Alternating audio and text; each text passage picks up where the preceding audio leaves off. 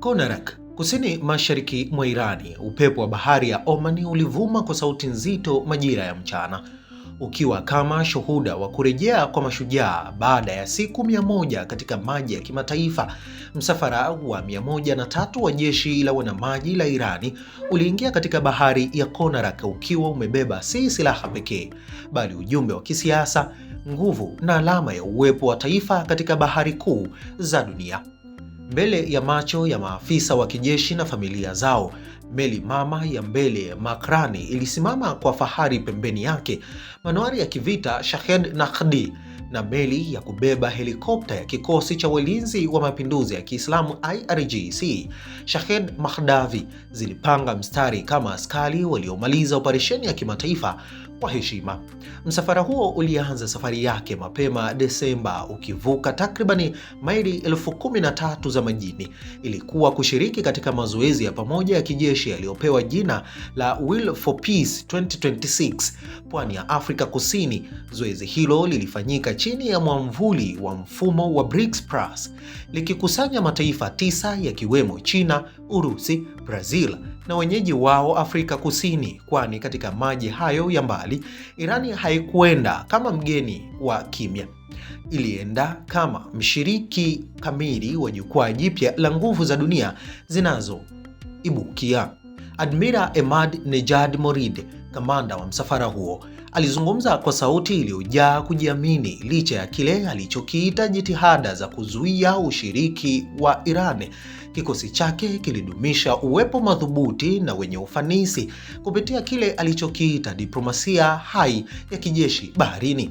Na hapa nanukuu, lengo letu kuu lilikuwa kuinua bendera ya Irani katika maji ya kimataifa na kuwasilisha ujumbe wa amani na urafiki kwa dunia, mwisho wa kunukuu. Alisema, lakini akasisitiza kwa msisitizo mkali kuwa vikosi vya majini vya Irani vitailinda mipaka na maslahi ya bahari ya taifa hadi pumzi ya mwisho. Mazoezi hayo yaliyohusisha zaidi ya vitengo 20 vya majini na anga, yakijumuisha matumizi ya silaha za moto za uzito wa kati katika majaribio ya utayari wa operesheni na uratibu wa vikosi vya pamoja kwa nje. Ilikuwa ni mazoezi ya kiufundi, lakini kwa ndani ilikuwa ni onyesho la muungano na unaobadilisha mizani ya bahari.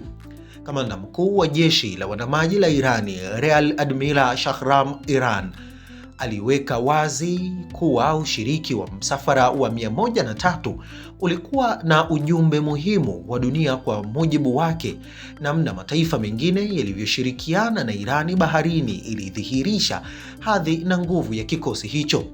Afrika Kusini kupitia mamlaka zake ilieleza kuwa mazoezi hayo yalilenga kuimarisha usalama wa baharini na kuhakikisha mtiririko huru wa biashara ya kimataifa.